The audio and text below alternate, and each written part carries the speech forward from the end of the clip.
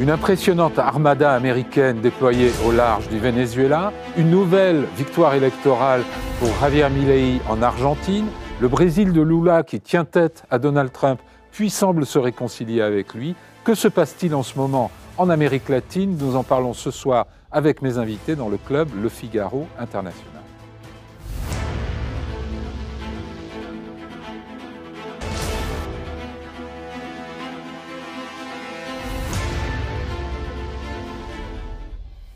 Maricel Rodrigo Blanco, bonsoir. Bonsoir. Vous êtes sociologue, maître de conférences à l'Institut catholique de Paris, chercheuse associée au Centre de recherche et de documentation des Amériques et au Centre d'études sociologiques et politiques Raymond Aron. Vous êtes argentine de nationalité, et vous avez grandi en Argentine et vous êtes spécialiste notamment de la sociologie du travail. Jean-Louis Martin, bonsoir. Bonsoir. Vous êtes chercheur associé sur l'Amérique latine à l'IFRI, l'Institut français des relations internationales. Vous êtes économiste, spécialiste notamment du monde émergent. Vous avez été consultant auprès de l'Agence française de développement, de la Banque mondiale et de diverses banques internationales. Anne Chevial, bonsoir. Bonsoir. Vous êtes rédactrice en chef de l'économie internationale au Figaro, avec un intérêt particulier pour l'Amérique latine, après avoir été notamment correspondante au Brésil. Alors, regardons ce qui se passe un peu au large du Venezuela, et pas tellement au large d'ailleurs, avec une armada quand même américaine comme on n'en a pas vu depuis des décennies. Je crois qu'on en est à une quinzaine de navires, 10 000 hommes. Le porte-avions arrive. Plus le grand porte-avions, le plus grand porte-avions américain, le USS Gerald Ford. Que fait Trump, selon vous? Il prépare la guerre contre le Venezuela, Maricel Rodrigo Blanco? Rodriguez. Et en fait, alors non, je ne dirais pas qu'il prépare la guerre, mais clairement c'est une offensive qui a été d'ailleurs caractérisée comme une forme d'ingérence dans les affaires qui concernent la maîtrise du narcotrafic, notamment par l'État colombien. Et c'est d'ailleurs je trouve que c'est une situation qui ne s'est peut-être pas produite de cette façon-là aussi brutale, peut-être depuis pas mal de temps. Là, on parle quand même de plusieurs morts, on parle des informations. Oui, il y a une soixantaine de morts, une quinzaine de frappes d'embarcations. Exactement, des embarcations dont on ne sait pas exactement si ces embarcations servent visiblement à un trafic, vers les États-Unis, mais on n'a pas d'informations précises sur qui contient ces embarcations, si les personnes mortes sont vraiment... qui sont ces personnes. Et puis, ce qui alarme une bonne partie des pays latino-américains ou les observateurs en fait, latino-américains, c'est la brutalité avec laquelle ces frappes sont commises. Et aussi, plus largement, on s'interroge sur le type des projets, finalement. Quel est le type des projets qu'il y a derrière ces frappes? Est-ce que c'est la seule manière, en fait, d'aborder la question du narcotrafic? Ou bien il y a d'autres façons, avec effectivement la répression, mais d'autres façons qui respectent les droits humains, en fait. Jean-Louis Martin, Trump dit la méthode traditionnelle d'arraisonner des bateaux, c'est comme ça que font les gardes-côtes normalement lorsqu'ils veulent intercepter des trafiquants de drogue. Il dit ça ne marche pas, ça a déjà été essayé depuis 30 ans. Alors là, il tire dans le tas. Lui n'a jamais essayé, en tout cas. Oui. Et là, il se retrouve dans une situation qui est totalement contraire au droit. C'est-à-dire il s'agit d'exécutions extrajudiciaires. Oui, d'ailleurs, l'expression a été utilisée par un sénateur républicain américain, Rand Paul, qui parle d'exécution extrajudiciaire. La limite est franchie, là, clairement. Après, pourquoi il fait? Je ne pense pas, je me trompe peut-être, mais qu'il envisage un débarquement de Marines au Venezuela. Oui. Pourtant, il y a un contingent de Marines qui est prêt à l'action dans la région. Hein. Oui, mais il cherche aussi à avoir un prix Nobel de la paix, ça serait un peu incompatible quand même. Oui.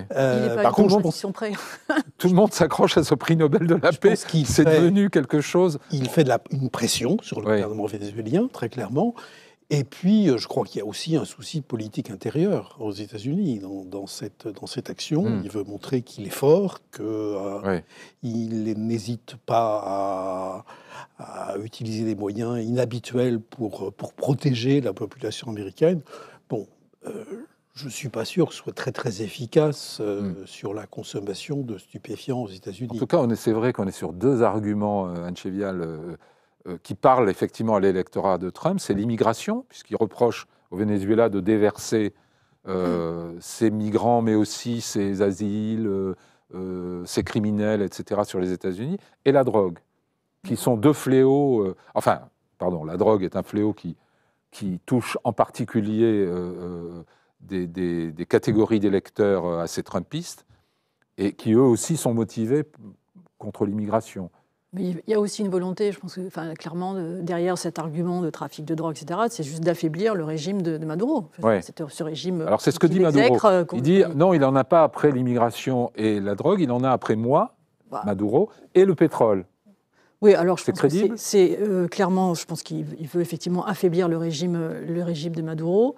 Le pétrole, il y a des intérêts américains avec le pétrole. Il faut savoir que quand même, malgré l'embargo, malgré les sanctions, les États-Unis continuent d'importer du pétrole du Venezuela à travers des licences, notamment à la compagnie pétrolière Chevron. Oui. Donc ça, il y a quand même des intérêts parce que c'est un pétrole il faut voir que le pétrole vénézuélien, c'est un pétrole lourd qui est utilisé dans les raffineries américaines, donc ils en ont besoin, ils continuent d'importer. Alors, donc il y a des intérêts. Trump a aussi utilisé un argument en menaçant les États qui continuent d'importer du pétrole vénézuélien de leur mettre des droits de douane, sous-entendu la Chine et l'Inde. Donc c'est une arme, effectivement, que Trump utilise aussi bien, moi je pense, je ne suis pas une spécialiste géopolitique, mais pour affaiblir clairement, semble-t-il. Parce que les circuits de la drogue... Est-ce qu'il est avéré qu'il passe par le Venezuela ou qu'il provienne du Venezuela, Jean-Louis Martin? Non, clairement. Il y a le fentanyl, il arrive de Chine, il est fabriqué au Mexique et il passe par la voie terrestre. Et il ne passe pas du tout au Venezuela. Ce qui peut passer par le Venezuela, et c'est le cas, oui, on a une carte qui montre quand même... C'est de la cocaïne qui peut venir de Colombie, mais ce n'est pas vraiment pour les électeurs trumpistes de base. Et d'ailleurs, Trump s'en prend aussi au président colombien. Oui, tout à fait. Oui, il s'en prend à toute la région. Et en effet, juste pour rebondir sur ce qui vient d'être dit, en effet, si le Venezuela a un lien avec cela, c'est juste un terrain de passage. En tout cas, les spécialistes soulignent cela. Et en aucun cas, même s'il y a, et ça c'est aussi quelque chose qui est avéré, il y a de militaires, en fait, du gouvernement, en tout cas de Maduro, qui sont en lien avec des cartels de la drogue. Et ça, c'est quelque chose. On parle de Tren de Agua. C'est Aragua. Tren de Aragua. De Aragua. Et c'est un gang qui est en cheville plus ou moins avec des milieux maduristes. Mais dans tous les cas, on ne peut pas dire que l'État, soit l'État du Venezuela, soit un État, comme ça a été aussi dit. Mais on peut le dire encore moins de Petro, non? De Gustavo Petro. Pourtant, il l'a dit. Non, en effet. Trump l'a qualifié de narcoterroriste. Il a qualifié de narcoterroriste. Il a qualifié de narcoterroriste toutes les personnes aussi, un peu comme c'est passé au Brésil aussi, les personnes qui habitent dans les favelas.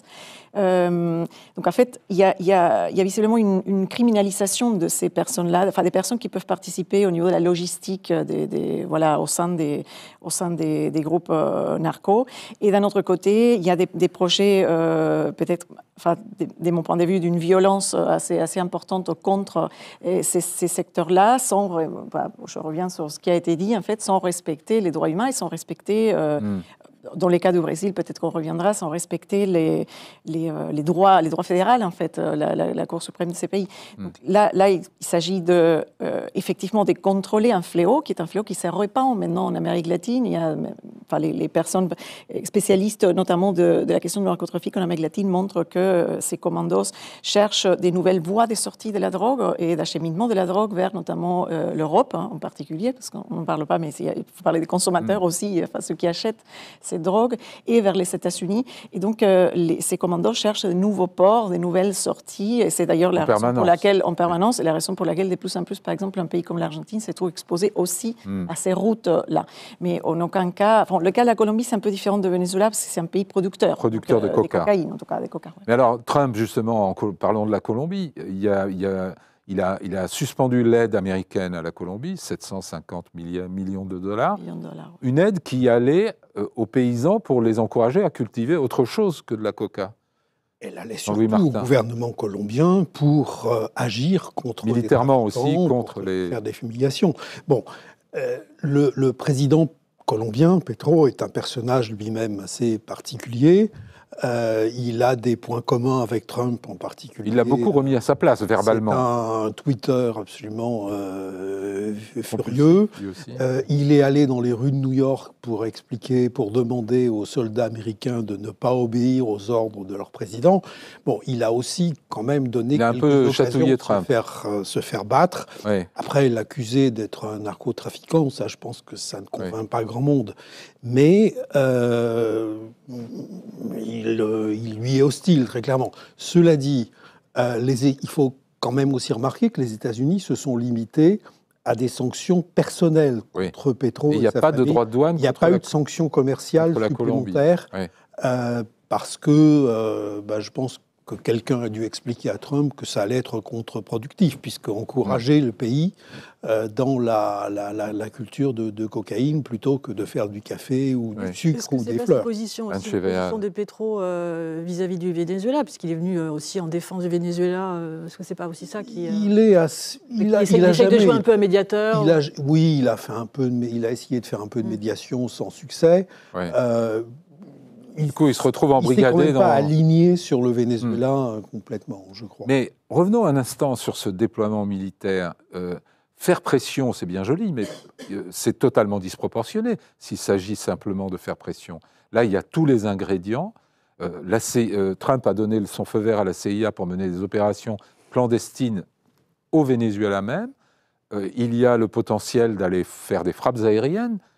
Si un jour il savait où se trouve Maduro, qui paraît-il se cache pas mal, assez bien. Donc on est quand même à deux doigts de quelque chose de plus grave qu'une simple pression politique, non ? Qui d'entre vous, Jean-Louis Martin ? Oui, c'est vrai que, par exemple... ça ne serait pas la première fois qu'on verrait les États-Unis intervenir dans leur arrière-cour latino-américaine. Oui, mais encore une fois, les choses changent. Alors peut-être qu'on est dans une phase où on revient au passé. La dernière intervention lourde des États-Unis en Amérique latine, ça a été à Panama, sur 89. Une affaire de drogue, puisque Noriega a été accusé, lui aussi, de tremper dans le trafic de drogue. J'ai un petit peu de mal à y croire, quand même, que Trump se lance dans une opération avec des troupes américaines au Venezuela.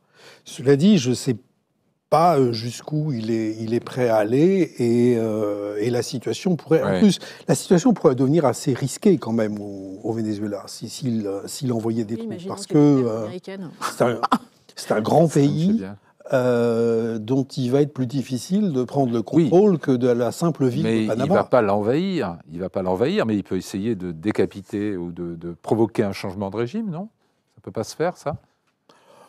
Je ne suis pas sûr non plus qu'assassiner Maduro, ça serait la fin des problèmes pour les États-Unis. C'est-à-dire qu'il faudrait quand même tuer beaucoup de monde. C'est-à-dire que, je ne connais pas le régime vénézuélien de l'intérieur, mais il y a tout un secteur de l'armée qui trempe dans divers trafics et qui est complètement... En même temps, l'armée a la réputation d'être assez faible. Oui. Elle a été très politisée. Il y a 2000 généraux pour 125 000 hommes. Ça veut dire un général tous les 62 ou 63 soldats. C'est un pays très affaibli, de toute façon. Ouais, et puis c'est affaibli à l'intérieur. Il s'est affaibli tout seul. C'est-à-dire qu'il mène une politique, un clair tournant autoritaire, en fait, il faut le dire, même s'il y a un discours anti-impérialiste, un discours un peu de gauche. Il y a 800 prisonniers politiques, on estime, dans les prisons de Maduro. Et aussi une tendance, en fait, à réprimer la population à l'intérieur. Donc, moi, j'estime que... Et puis, c'est pas reconnu face à son élection, en tout cas, c'est toujours pas... Oui, on l'accuse d'avoir volé l'élection 2024. Exactement, d'avoir volé l'élection. Et alors, ce qui est compliqué, c'est que c'est une situation interne qui est, que certains, donc notamment trumpistes, peuvent essayer de tirer leur avantage, et sans dire, par exemple, qu'il y a une opposition également à Maduro qui s'est alliée avec une extrême droite, notamment européenne, et qui fait aussi, beaucoup de mal, d'une certaine manière, à la démocratie vénézuélienne. Et vous pensez à Mme Machado ? Voilà. Mais oui. Qui vient d'avoir le prix Nobel de la paix. Tout à fait. Ouais, tout à fait. Elle ne le mérite pas, selon vous, alors?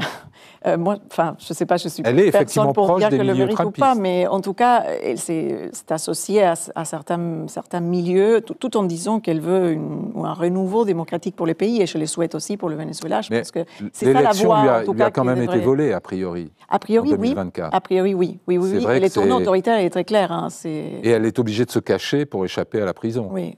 Donc on est quand même dans une situation où on peut comprendre qu'elle ne voit pas nécessairement d'un mauvais œil un renversement du régime. C'est explicable. Moi, je pense que, d'ailleurs, je crois que c'est ce qu'elle a dit, en fait, elle souhaitait plutôt une sortie démocratique, et je pense que, enfin, en tout cas, c'est ce qu'elle a dit, mais je pense que la plupart des Vénézuéliens souhaitent aussi une sortie démocratique et respecter le résultat des élections, en fait. Donc là, c'est vraiment quelque chose qui ne peut que porter préjudice La situation économique au Venezuela fait aussi Moi, ça fait des années qu'on dit que c'est une économie qui ne fonctionne plus, qu'il n'y a plus de secteur privé, que ça ne repose que sur le pétrole, le pétrole, lui, a beaucoup baissé puisqu'ils étaient un gros producteur, ils étaient le 5e rang mondial, ils sont tombés au 24e. Ils ont certes les plus grosses réserves de pétrole au monde, mais ils ont tellement sous-investi depuis des années, corruption endémique, donc cette économie fonctionne très très mal. Donc, Jean-Louis Martin. 7 à 8 millions de Vénézuéliens ont voté avec leurs pieds, c'est-à-dire en quittant le pays, et ça n'est pas pour des raisons politiques. Là, et beaucoup sont d'ailleurs ou aux États-Unis ou en Colombie. Aux États-Unis, c'est mineur par rapport aux près de 3 millions qui sont en Colombie. À une époque, on a même parlé de problèmes de faim, on a parlé de problèmes de l'état de la santé absolument pitoyable. Enfin, on dit que 7 foyers sur 10 vivent dans la pauvreté au Venezuela. Oui, c'est pas. C'est certainement. Je pense qu'il n'y a aucune statistique qui soit sûre dans ce pays, mais le chiffre est vraisemblable, effectivement. Ce qui est certain, c'est qu'il y a eu aussi, tous ces derniers temps, une casse des droits sociaux, des droits du travail, en fait, et une persécution des syndicalistes aussi. Et donc, la situation n'est pas bonne pour cette population. Enfin, les premières victimes de ces populations sont naturellement les classes donc, populaires. Trump pourrait finalement apparaître comme une sorte de libérateur, y compris pour la population. C'est pas complètement exclu. Par la méthode forte. Non. Ça vous laisse je ne suis pas sûr qu'un libérateur venant des États-Unis soit bienvenu nulle part en Amérique latine. On a vu ça à Panama, par exemple, en 1989. Les Marines n'ont pas été bien accueillis du tout, même si ça a permis de se débarrasser d'un dictateur qui était là en place. Donc, je ne suis pas sûr que ça. On va écouter ce qu'a dit Donald Trump sur sa politique, ou ce qu'il n'a pas dit d'ailleurs, dans une interview dimanche sur CBS à propos du Venezuela. Are we going to war against Venezuela? I doubt it. I don't think so, but they've been treating us very badly, not only on drugs. They've dumped hundreds of thousands of people into our country that we didn't want. People from prisons, they emptied their prisons into our country. They also, if you take a look, they emptied their mental institutions and their insane asylums into the United States of America because Joe Biden was the worst president in the history of our country. On Venezuela in particular, are Maduro's days as president numbered? I would say, yeah, I think so, yeah.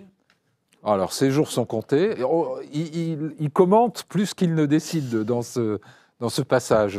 Il doute qu'une guerre ait lieu, alors que c'est quand même à lui de le décider. C'est pas fait. Il pense que les jours de Maduro sont comptés. Est-ce qu'en fait, on est dans une démarche idéologique pour vous de Trump en Amérique latine, au-delà du Venezuela, on parlera de l'Argentine ensuite.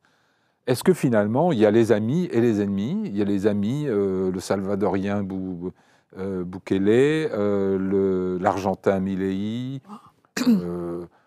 les ennemis, le Chili, la Colombie, le Venezuela, de temps en temps le Mexique, le Brésil, on ne sait pas trop. Est-ce qu'on est dans cette posture-là, selon vous, de la part de la puissance américaine aujourd'hui sous Trump? Pour moi, ce que j'observe modestement, parce qu'encore une fois, c'est très compliqué en fait d'analyser les mesures de Trump ces derniers temps, mais en tout cas, ce que ça montre, c'est qu'il y a un retour, en tout cas, des États-Unis et de l'intérêt, en fait, des États-Unis posé sur l'Amérique latine, qui peut être lié à plusieurs éléments. Alors, certainement à des réalités locales. La réalité de Venezuela et de Colombie n'est pas la même que l'Amérique du Sud, mais l'intervention de Trump, la récente, dans le préalable aux élections en Argentine, me laisse penser que il y a quand même un intérêt certain pour les ressources naturelles de ces pays, en tout cas de l'Amérique du Sud, c'est clair.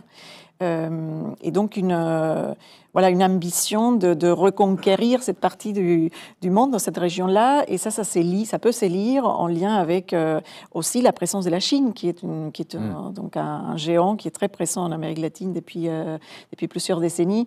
Et donc ça peut s'expliquer dans cette concurrence en fait, géopolitique. On va reparler de la Chine dans un instant. Jean-Louis Martin. Je pense qu'il y a des intérêts économiques sur l'accès aux ressources qui est important, et en particulier essayer d'empêcher les Chinois d'y accéder.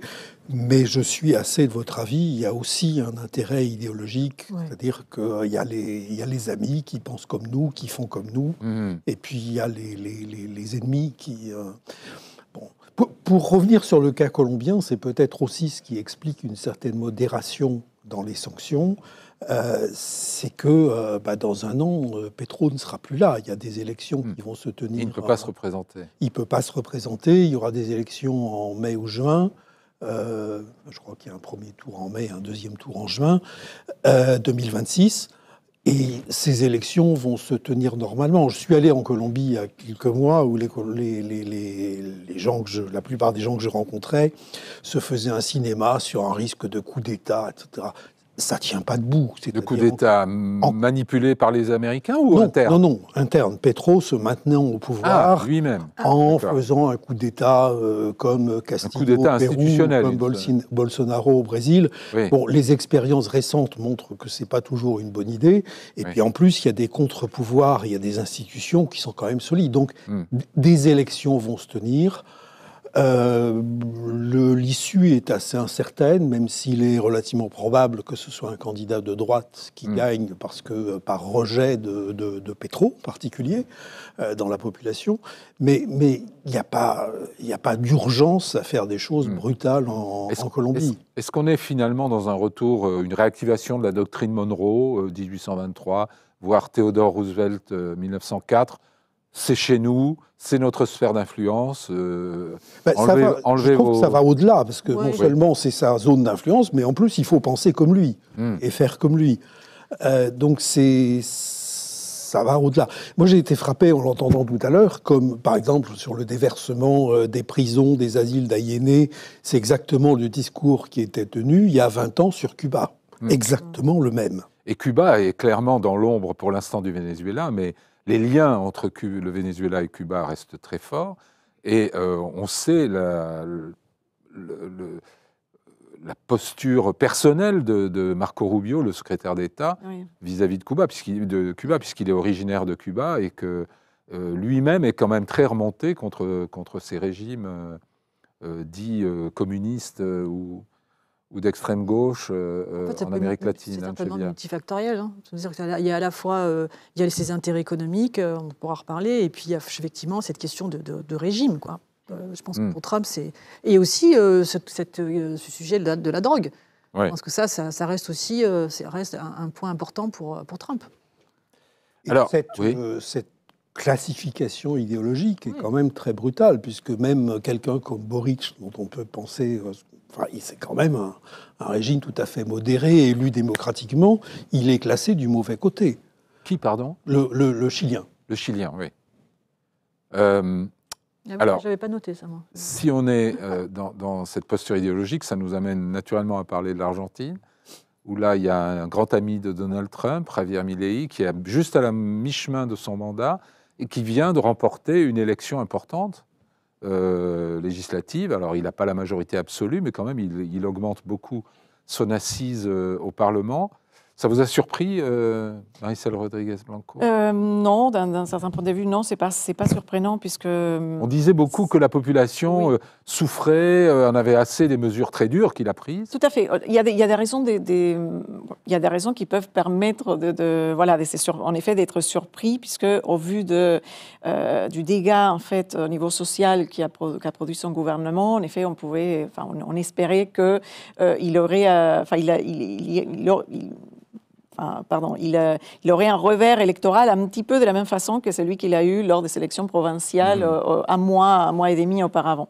En revanche, il a gagné effectivement dans tout le pays, et ça grâce en partie à une stratégie politique électorale nationale, c'est-à-dire qu'il a armé en fait sa stratégie d'offre électorale dans chaque province du pays avec des candidats locaux, pour une partie des candidats venant de la droite, des candidats venant des élites locales, pour une autre partie des candidats nouveaux en fait qui se sont présentés avec lui, avec son étiquette politique. Donc ces stratégies s'est avérée gagnante malgré le fait qu'il avait perdu largement les élections en province de Buenos Aires, à tel point qu'il a gagné les élections dans une province qu'on dit, une province très connue en tout cas politiquement, historiquement comme étant péroniste. Et là, il a gagné au candidat péroniste local. Et donc le résultat des courses, c'est qu'effectivement, il n'obtient pas une majorité en fait simple au Parlement ni au Sénat non plus. Et en fait, c'est-à-dire qu'elle lui permet pas directement de faire passer ses réformes, notamment les réformes du travail et des retraites. Mais il a une minorité de blocage. Il a une minorité qui est plus importante, qui se voit largement renforcée, là, avec une légitimité supplémentaire, mais il doit quand même, et il le sait, parce qu'il a déjà commencé à négocier avec les gouverneurs des différentes provinces, il va devoir négocier avec ses gouverneurs pour obtenir cette majorité simple nécessaire à faire approuver ces réformes. Alors, quand je disais que je n'étais pas surprise, c'était les sondages donnaient, mais bon, les sondages parfois se trompent, ils donnaient, souvent se trompent même, le cas de l'Argentine, il donnait perdant, ou il y avait quand même des scénarios, certains analystes locaux qui parlaient d'un scénario équilibré entre les deux candidats, entre les deux groupes, les deux agrupations, les deux alliances. D'un côté, la péroniste kirchneriste, d'un autre côté, l'alliance La Liberté Avance. C'est quand même un revers pour les kirchneristes. Oui, sans doute, oui. Il y a un rejet d'une certaine manière. Une bonne partie des gens ont voté contre eux, encore une fois, plutôt que pour Milei. Parce qu'il y avait une peur d'un retour des kirchneristes au pouvoir. Auquel on reprochait une gestion...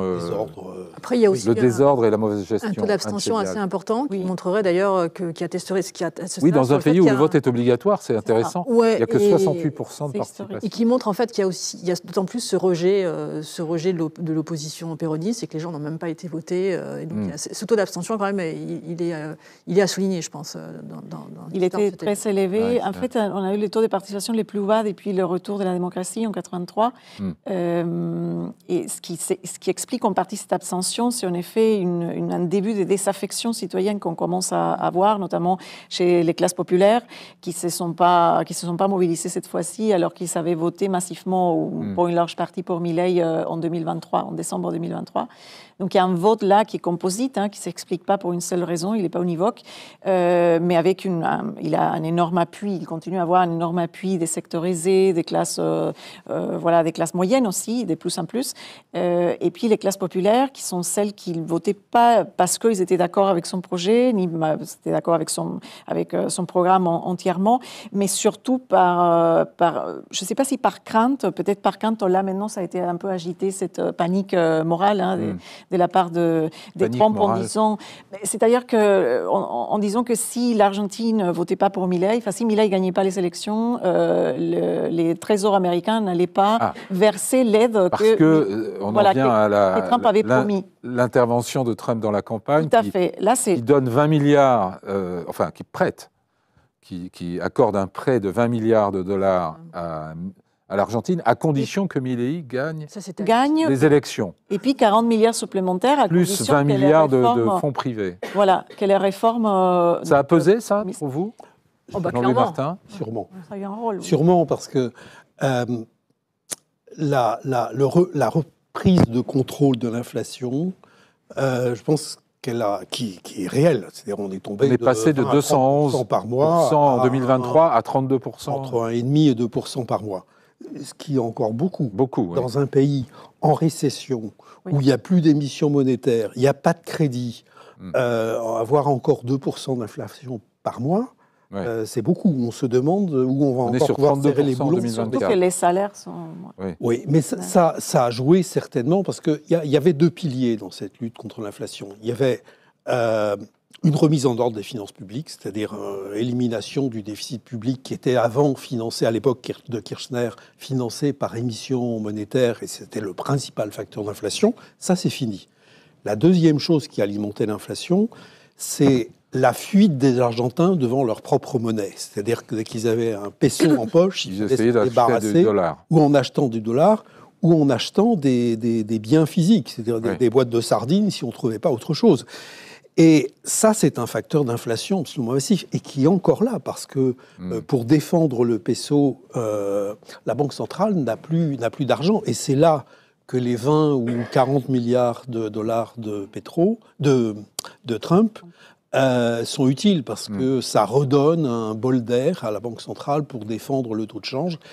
S'il n'y avait pas ça, le peso peut repartir d'une dérive très, très rapide, et ça alimenterait immédiatement un retour de l'inflation. Pas tellement parce qu'on consomme des produits importés dont les prix vont augmenter, mais parce que cette défiance vis-à-vis de la monnaie nationale reprendrait, et le risque de dérapage. Ça a quand même été à l'origine de la fameuse crise de 2001, et donc je pense que les gens n'ont pas du tout envie de revivre ça. Et donc cette défiance du peso, c'est vraiment un facteur clé pour le pays. Ouais. Mais alors, qu'a fait Milei dans les 2 premières années? Parce que tout le monde parle de la tronçonneuse, d'une politique très brutale, etc. Qu'est-ce qu'elle a produit? Quelles ont été les mesures majeures? Exactement. Il a coupé dans les subventions, certaines subventions au prix des services publics. Il a supprimé des fonctionnaires. Il a baissé, il me semble, les retraites. Donc il a supprimé 8 ministères. En fait, sa politique, il est fondé surtout sur la diminution des dépenses publiques. Donc l'objectif, c'était le déficit zéro. Donc il a diminué absolument toutes les dépenses. Déficit zéro presque. Non, déficit zéro, et c'est vrai que les balances sont en tout cas... Presque. Alors, moyennant quelques artifices comptables, on y est. On fait dire ce qu'on veut aux chiffres, mais quand même. Bon, en tout cas... ça s'est amélioré, clairement. Oui, c'était une coupe dans les budgets de l'État, et notamment dans les dépenses sociales, en fait, parmi d'autres. Mais il a diminué les ministères, il a réduit les ministères. Il a, au bout de son mandat, on peut dire que 200 000 emplois sont perdus, aussi bien dans les privés que dans les publics. Et c'est vrai que dans les publics sont assez nombreux, mais plus nombreux les emplois perdus dans les privés, donc des personnes licenciées qui n'ont pas de travail. Ça, dans un contexte, en effet, comme ça a été dit, de récession économique, mais aussi, c'est qu'il n'y a pas des productions, il n'y a pas des... Voilà, la productivité n'augmente pas en Argentine, et il n'y a pas des créations d'emplois formels. Donc, en fait, ça touche un pays qui a quand même encore un emploi informel assez important, qui est davantage important dans les secteurs des jeunes, par exemple, entre 18 et 24 ans, qui se retrouvent à justement devoir galérer, comme ils disent, entre des emplois au noir, non enregistrés. Donc, la situation est très préoccupante aussi pour les femmes, qui sont majoritaires parmi les emplois non enregistrés et parmi les emplois précaires. Donc, il a augmenté la précarité de l'emploi, et la réforme qu'il propose maintenant va encore davantage introduire de la flexibilité dans le marché du travail, qu'il a par ailleurs dérégulé. Donc, en fait, si vous voulez, c'est une combinaison entre des mesures ultralibérales qui avaient été appliquées déjà en Argentine d'austérité et qui n'avaient pas donné, qui n'avaient pas donné leur fruit, mais là, vraiment radicalisées, c'est-à-dire des mesures encore plus approfondies, sans, de l'autre côté, qui est une reprise économique. Il y a une grande dérégulation qui s'ajoute à la libéralisation. 300 normes supprimées, des ministères fermés, 8, je crois. C'est là qu'intervient la tronçonneuse. Oui. Le symbole. Mais son objectif, c'était aussi de redonner confiance surtout aux investisseurs et de faire revenir les investissements étrangers, parce qu'il a cruellement payé. Et ça y est, il commence à revenir? Non. Doucement. C'est pas encore. Non, parce que justement, et il faut bien voir que quand même, avant l'élection, pourquoi on disait aussi qu'il était pas du tout sûr de gagner? Il y avait des histoires. Bon, d'abord, il y avait l'économie qui commençait de nouveau à chanceler, donc il y a eu la croissance, le problème du chômage, le problème du pouvoir d'achat, et il y avait aussi ces problèmes de corruption quand même, donc donc qui faisait qu'il commençait à y avoir une sérieuse défiance, plus le peso qui s'est beaucoup cassé la figure. Qu'est-ce qu'on peut dire sur la corruption? C'est la sœur de Javier Milei qui est mise en cause, notamment. Il y a plusieurs affaires de corruption. Donc déjà, il y avait eu l'affaire de la crypto-monnaie. Je ne sais pas si vous vous souvenez, mais donc il y avait, où le principal suspect dans cette affaire-là, c'était les propres présidents Milei, puisque il avait diffusé. Il n'a pas l'image d'un corrompu aux yeux des Argentins à ce stade. Son soutien à cette crypto-monnaie, c'était beaucoup plus idéologique qu'autre chose. Franchement, je ne suis pas sûr. Peut-être que sa sœur s'est fait quelques menus-monnaies en accordant des privilèges d'entrée à la Casa Rosada, mais je ne pense pas que Milei ait fait ça pour gagner de l'argent. Lui, je pense que c'était idéologique. En revanche, la deuxième affaire... Oui, c'est les contrats de santé, c'est ça, non? Oui, la deuxième affaire sur les contrats de santé, là, c'est pas lui non plus, c'est sa sœur. Et c'est de la bonne vieille corruption à l'ancienne où on détourne des fonds sociaux. C'est quoi l'affaire des contrats de santé? C'était 3% sur... en fait, elle demandait, les soupçonnés en tout cas, d'avoir demandé des pots de vin, la sœur de Milei, des pots de vin, justement, pour bénéficier une entreprise qui est la Suisse-Argentine, pour ne pas la nommer. Donc elle prend un pourcentage. Voilà, elle prend un pourcentage. Et il faut préciser qu'elle est secrétaire générale de la présidence. Elle est secrétaire générale de la présidence, et non seulement cela, elle occupe, exactement, appelée la chef, elle joue un rôle majeur dans la configuration en fait, politique qui est celle de la Liberté Avanza en ce moment. Et elle est ressortie, non seulement, elle n'a pas perdu, mais elle est ressortie renforcée des dernières élections. Dans la configuration interne du gouvernement qui est partagée, qui est divisée actuellement, elle est ressortie gagnante. Avec ça c'est important parce que, en fait, ce qui est maintenant important, qu'il a renforcé son pouvoir au Parlement ou dans les deux chambres, c'est qu'est-ce qu'il va en faire. C'est-à-dire, quoi les projets, les grands dossiers de la deuxième partie du mandat? Il va négocier avec les gouverneurs en particulier, et à travers les gouverneurs avoir des congressistes un peu moins hostiles à sa politique. Pour l'instant, il avait supprimé beaucoup de transferts de fonds de l'État fédéral vers les régions. Il a tout supprimé, c'est-à-dire qu'il y a donc il n'est pas en très bon terme avec les gouverneurs. Non. Il y a une loi d'éco-participation fédérale pour laquelle, en raison de laquelle l'État national doit verser cet argent-là aux provinces. Il a coupé cela, comme il a coupé aussi tous les travaux publics qui se faisaient dans les provinces. Il faut savoir que de cet argent-là sortent, par exemple, les salaires des enseignants. Donc c'est un argent essentiel, c'est des finances essentielles pour les provinces, pour garder la paix sociale dans les provinces. Et les provinces se débrouillent comment, alors, pour payer leurs enseignants? Elles sont bêtes, elles ont levé quelques fonds localement. Enfin, c'est des solutions on bricole, oui, on attend. Les grands projets de Milei pour la deuxième partie de son mandat, c'est quoi? Une réforme fiscale? Il est question d'une réforme fiscale? Oui, des baisses des impôts, non? Principalement, celle qui est la plus urgente, en tout cas qu'il a déjà commencé à discuter et qui est déjà dans les circuits, c'est la réforme du travail. Réforme du droit du travail. Voilà, du droit du travail. Là aussi, ça va être de la dérégulation à tout va. Là, ça va être surtout, on parle par exemple de revenir à des systèmes de travail journalier de 12 heures par jour, par exemple. 12 heures par jour. C'est pas possible. Et on revient aussi sur les conventions collectives, sur les rôles des syndicats, par exemple, qui est quand même très important de ces pays. Et donc, on reviendrait dans cette réforme-là sur les conventions. Vous mentionnez les syndicats. Est-ce qu'ils sont très opposés à Milei ou ils le laissent faire? Non, ils s'étaient très mobilisés à différentes reprises. Enfin, ils sont articulés, ils ont réussi à organiser plusieurs manifestations, plusieurs mobilisations. Ils s'étaient aussi, ils ont mis la pression pour que les réunions paritaires, c'est-à-dire les réunions autour dans chaque secteur s'effacent, puisque au départ, lors de l'arrivée du gouvernement de Milei, on s'en souvient, il avait suspendu toute négociation, en fait, tout dialogue avec les syndicats. Donc, ils ont dû batailler pour justement restaurer ces dialogues-là qui fait partie, en fait, de la démocratie argentine. Donc, ils sont toujours là et ils vont se mobiliser, je pense, si cette réforme viendrait à jour. Il n'y a pas un programme de privatisation il n'y a plus grand-chose. Dans l'énergie ou dans le... Non, ce qu'il veut faire aussi, c'est attirer des investissements étrangers dans les secteurs dont il considère qu'ils ont un potentiel en Argentine. C'est-à-dire l'agro, pas trop, parce que là, c'est quand même beaucoup de capitaux argentins, même s'il y a aussi des capitaux étrangers, mais c'est surtout les mines et l'énergie. Alors les mines, c'est le cuivre, l'argent, le lithium, etc. Et puis il y a des terres rares, du gaz. Il y a des grosses ressources gazières et qui ne sont pas exploitées ou mal exploitées. Pas beaucoup encore. Pas beaucoup. La région de comment ça s'appelle le grand projet de Vaca Muerta. En fait, il y a Vaca Muerta, par exemple, c'est un projet où il y a tout un travail d'exploration qui est fait. Il y a plusieurs étapes dans ces chaînes en fait d'approvisionnement, disons, liées à l'économie extractiviste. Et l'Argentine est productrice de lithium, comme ça a été dit, de plusieurs minéraux en fait dans les différentes provinces. Il y a des provinces plus fortes puisqu'elles contiennent justement ces minéraux, les provinces du nord, du sud, et aussi à l'ouest. Donc il y a un élément, en tout cas, ça c'est un élément très important dans la négociation entre les gouverneurs et le président Milei, où la liberté avance. Parce que ces gouverneurs vont essayer quand même de développer les économies provinciales qui sont... Et pour ça, il veut attirer des investissements étrangers. Il y a des dispositions fiscales qui ont été prises pour attirer des très gros investissements au-delà, je crois, de 200 millions de dollars.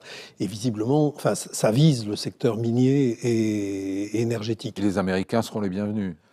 Tout à fait. Probablement. Tout à fait. Et quand même, les Argentins ont clairement donné mandat à Milei pour continuer l'expérience. Oui, mais il va avancer que s'il est capable de négocier un peu plus. Alors, il a fait son discours le soir de sa victoire électorale, était plutôt conciliant vis-à-vis des gouverneurs. Il rouvrait un peu la possibilité. À côté de ça, il vient de faire sortir l'équivalent argentin du Premier ministre, quelqu'un qui s'appelle Guillermo Francos, qui était un peu la face aimable du gouvernement argentin. Et il le remplace par qui ? On n'a pas encore de nom pour le... Si, il a été déjà remplacé, mais par son porte-parole. Le chef du gouvernement, ça va être son ancien porte-parole. Et d'ailleurs, les deux personnes... Il y a deux démissions, en fait, dans le gouvernement de Milei, là, juste une semaine avant les élections. Et les deux démissions sont remplacées par deux personnes qui sont Santilli, qui a été élu député pour la province de Buenos Aires, qui va devoir renoncer, du coup, enfin, n'est pas assumé dans son rôle de député. Et l'actuel porte-parole, en fait, du gouvernement, qui a été, lui, élu à la ville de Buenos Aires et qui va renoncer également à son mandat des députés. Ça renforce le pouvoir de la sœur de Karina Milei. Le juge de paix, ça va quand même être la situation économique. Évidemment, moi, c'est ce que je suis le plus, mais comment ça va se passer du point de vue de l'inflation, du peso. Là, il y a eu, après sa victoire, la bourse est envolée, le peso est remonté, et là, c'est déjà un peu retombé. Donc, comment ça va évoluer ? Ça va être quand même un point important à suivre. En tout cas, à ce stade, le message politique a été bien reçu à Washington, encourageant pour Donald Trump, qui lui-même aura des élections de mi-mandat en novembre de l'année prochaine. La plupart des présidents américains perdent des sièges au Congrès aux élections de mi-mandat. Là, ça lui donne de l'espoir. Parlons un petit peu du Brésil, puisqu'il y a eu une image assez frappante à Kuala Lumpur le 26 octobre, après une rencontre d'1 heure entre Donald Trump, justement, et le président Lula da Silva. Amis comme on ne les avait jamais vus. Jusque-là, le Brésil était frappé de 50% de droits de douane sur presque tous ses produits. Il est toujours, d'ailleurs, oui. Et Lula tenait crânement tête à Donald Trump. Mais alors, ils sont en train de se réconcilier. Qu'est-ce qui se passe ? Comment vous lisez cette évolution ? Non, je ne pense pas. Je pense que le projet de Lula, en tout cas, par exemple, si on se concentre sur la question du narcotrafic, qui était la dernière crise là, au sujet de ce qui s'est passé à Rio de Janeiro, Lula est bien déterminé à mener...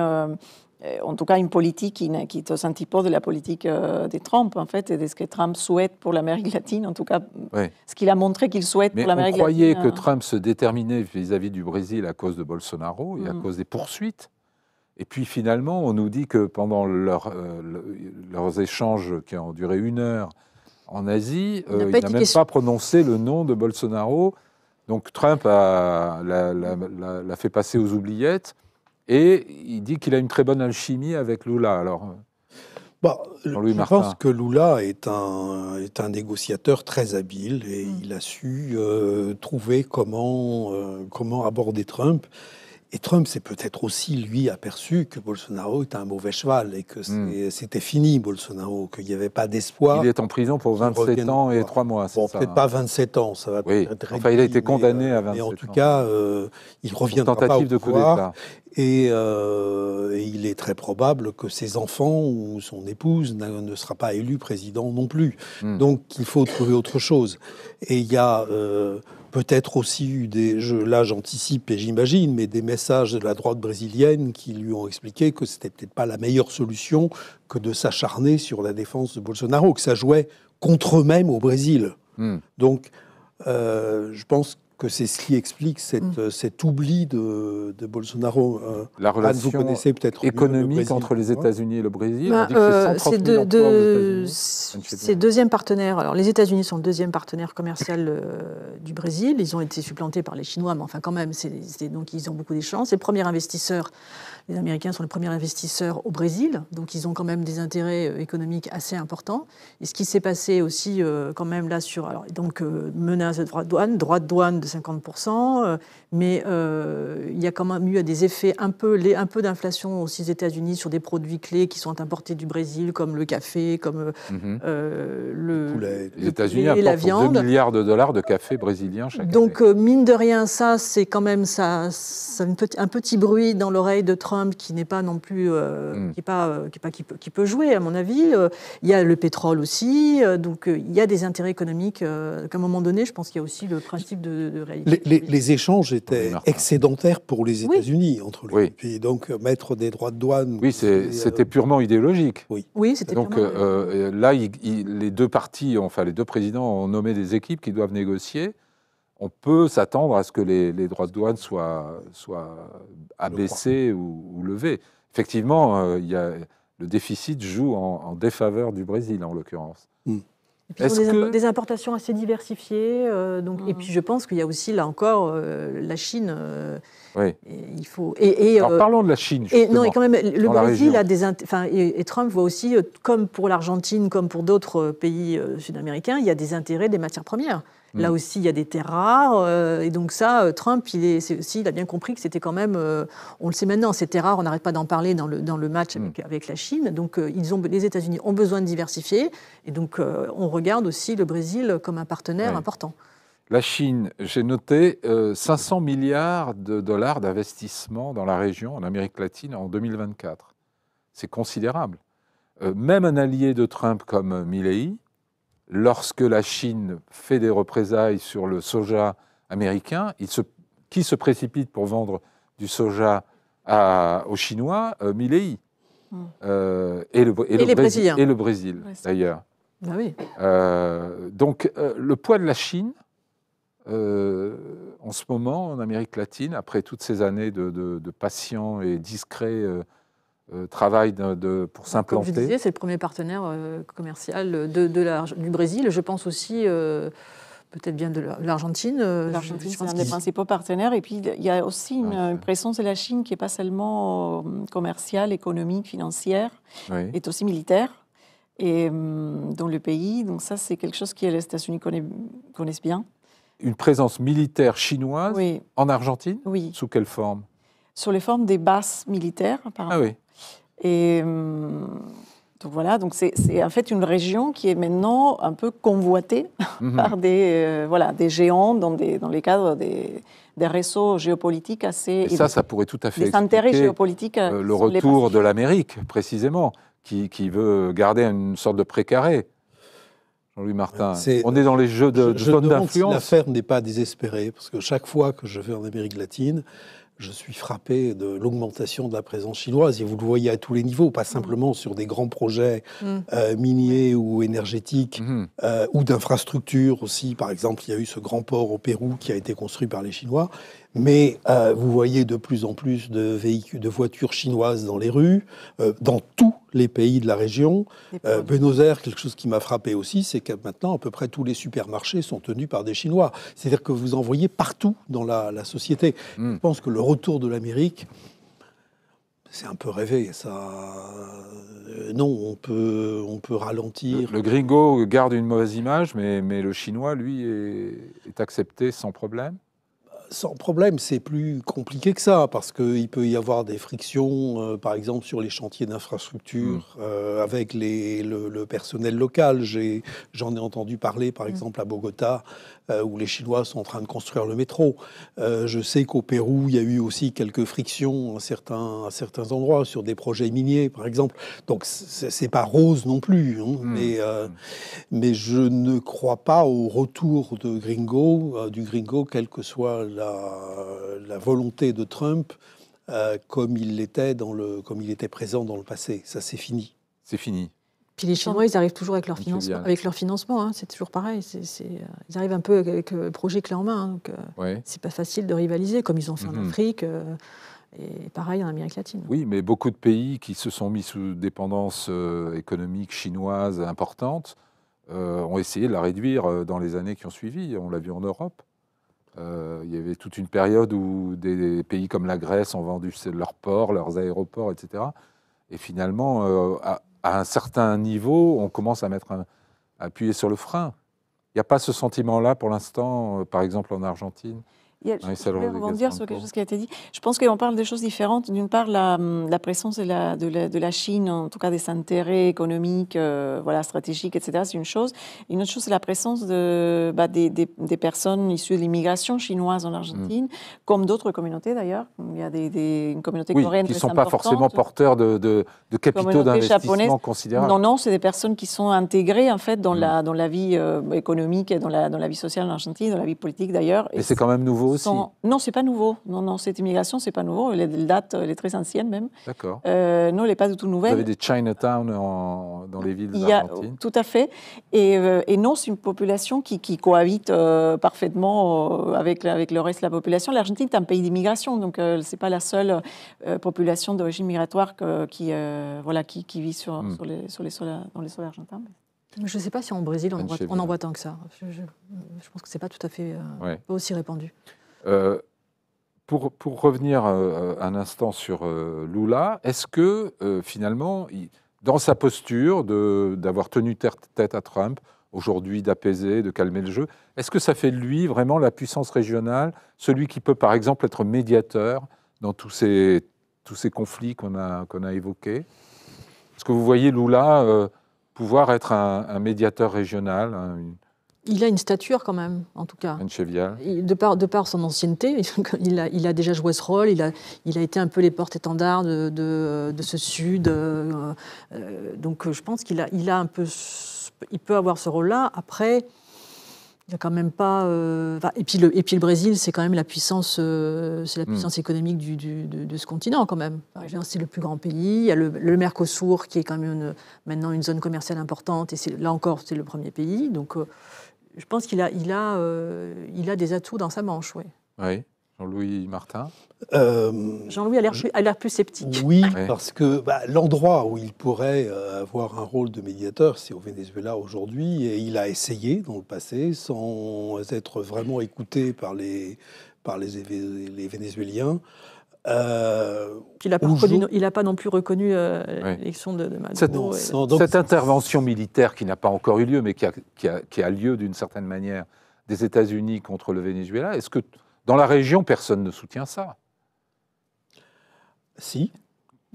Il y a un peu partout des extrêmes droites qui soutiennent ce type d'intervention. C'est le cas de Maria Corina Machado, c'est le cas de l'extrême droite colombienne. Je pense qu'en Argentine, on ne doit pas avoir trop de mal. Au Brésil aussi, je ne sais plus si il y a Bolsonaro là. Ça. Ouais. Et parmi les pouvoirs en place? Non. Parmi les pouvoirs en place, non. Est-ce que Milei a dit quelque chose? Même Milei, je crois pas. Non. Il n'aime pas trop.